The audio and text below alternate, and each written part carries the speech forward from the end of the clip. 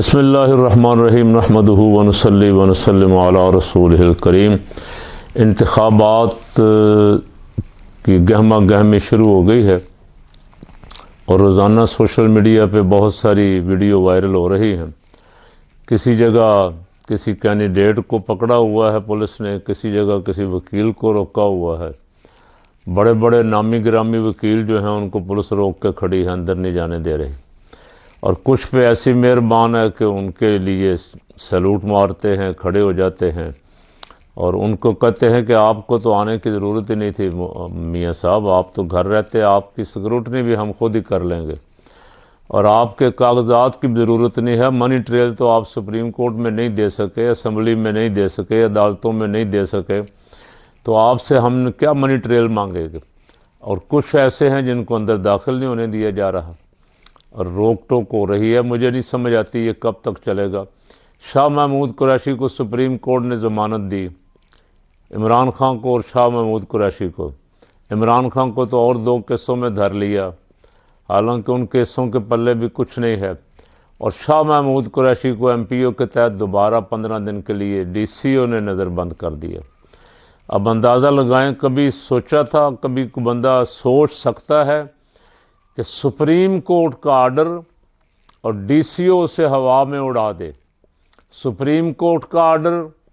Deputy commissioner اسے ہوا میں اڑا دے، ڈی پی او ہوا میں اڑا دے، کوئی ایس ایچ او ہوا میں اڑا دے، اور جس طریقے سے دھکے دے کے پولیس والے ان کو لے جا رہے ہیں ان کی بیٹی کے سامنے، بہت شرمناک۔ اس کی جتنی مذمت کی جائے کم۔ وہی کل الیکشن جیت کے جب آئیں گے تو انہیں کو آپ سلوٹ مار رہے ہوں گے۔ کچھ عزت احترام تو یار رہنا چاہیے۔ صرف کرسی کا احترام نہیں، کرسی پہ بیٹھنے والے اگر کوئی انسان کے بچے ہوں تو ان کا بھی احترام تو کچھ رہنا چاہیے، لیکن یہاں الٹی گنگا بہہ رہی ہے، تذلیل ہو رہی ہے، انسانیت کی تذلیل ہو رہی۔ مجھے ہتھکڑیاں لگا کے پیش کیا جب عدالت میں،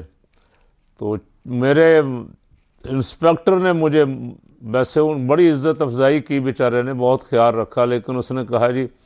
جج صاحبان بعض دفعہ ناراض ہو جاتے ہیں، ہتھکڑی نہ لگائی ہو ملزم کو، تو اگر آپ اجازت دیں تو ہتھکڑی لگا لیں۔ میں نے کہا لگائیں بھائی۔ تو ہمارے لیے تو یہ ہتھکڑیاں اعزاز ہے۔ ہتھکڑی لگا کے جب اس نے جج کے سامنے پیش کیا تو جج صاحب غصے میں آ گئے۔ انہوں نے کہا مولانا کو ہتھکڑی کیوں لگائی، کھولو ابھی ان کے ہتھکڑی،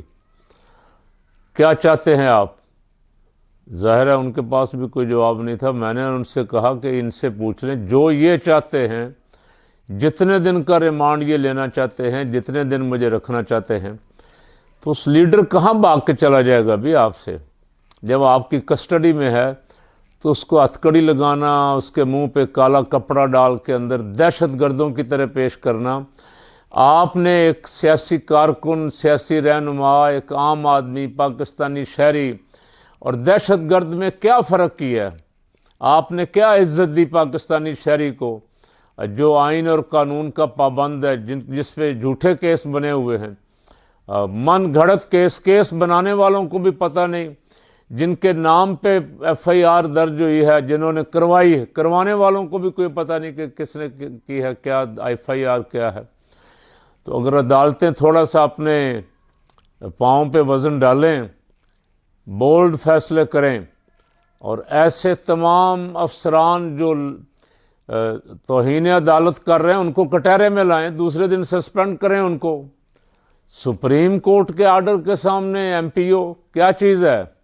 ڈی سی او کا آرڈر کیا چیز ہے جی، سپریم کورٹ کے سامنے۔ تو یہ بہت افسوسناک، جتنی اس کی مذمت کی جائے کم ہے۔ سیاسی جماعتوں کے لیڈروں کو بھی میں کہہ رہا ہوں، آج 2 ٹوک کہہ رہا ہوں، اور انہی کو کہہ رہا ہوں کہ ان کو شرم آنی چاہیے۔ جب یہ اقتدار میں ہوتے ہیں تو یہ اس طرح ایک دوسرے کے خلاف جعلی اور جھوٹے پرچے کروا کے تذلیل کرتے ہیں ایک دوسرے کی، اور پھر ظاہر ہے جو آتا ہے اقتدار میں وہ بدلہ لیتا ہے، لیکن پھر یہ روتے بھی خود ہیں۔ ان کو خوف خدا نہیں ہے۔ زرداری اندر تھا تو اس وقت زرداری کو کیا کیا سہولتیں ملی، میاں اندر تھا تو اس وقت اس کو کیا کیا سہولتیں ملتی رہی، ان کو پتہ ہے۔ لیکن وہ عوام کی ہمدردیاں حاصل کرنے کے لیے جعلی پروپیگنڈا کرتے ہیں، ہمارے ساتھ ظلم ہوا، ہمیں وہاں رکھا گیا، ہمیں یہاں رکھا گیا۔ لیکن جو کچھ 16 مہینے کی حکومت میں شہباز نے اپنے مخالفین کے ساتھ کیا ہے، یہ پاکستان کی تاریخ میں سیاہ ترین حروف سے لکھا جائے گا شہباز کا یہ کارنامہ۔ شہباز بڑا دانشمند، بڑا دانشور، چشمہ یہیں سے نکلے گا اور پانی وہیں سے نکلے گا، شعر اس نے کچھ یاد کیے ہوئے ہیں، اور وہ ہر تقریر میں پڑھ کے کچھ بیوقوف بنانے کی کوشش کرتا ہے لوگوں کو، فیض کا کلام پڑھ کے کہ ایسے دستور کو میں نہیں مانتا۔ تو میاں صاحب آپ جب اقتدار میں آئے تھے تو آپ کو کچھ شرم آنی چاہیے تھی، آپ کون سے فیض کے شعر پڑھتے رہے؟ اب وہ جو آزادیوں کی بات کرتا تھا، جو انقلاب کی بات کرتا تھا، آپ آئے تو آپ نے سیاسی کارکنوں کے ساتھ جو کچھ کیا ہے، اللہ تعالیٰ اس سے پناہ دے۔ پاکستان کے سیاستدان جب تک اپنا رویہ ٹھیک نہیں کریں گے، سمجھیں گے نہیں، یہ اپنے پاؤں پہ کلہاڑی مار رہے ہیں، کبھی ایک اعلیٰ کار بن جاتا ہے، کبھی دوسرا اعلیٰ کار بن جاتا ہے، تیسرے کو چانس ملتا ہے تو وہ اعلیٰ کار بن جاتا ہے، سب تیار کھڑے ہوتے ہیں کہ ہمیں موقع ملے تو ہم حاضر۔ تو ایسا نہیں چلے گا۔ میں عوام سے گزارش کرتا ہوں، پورے ملک کے عوام سے، بطور خاص 128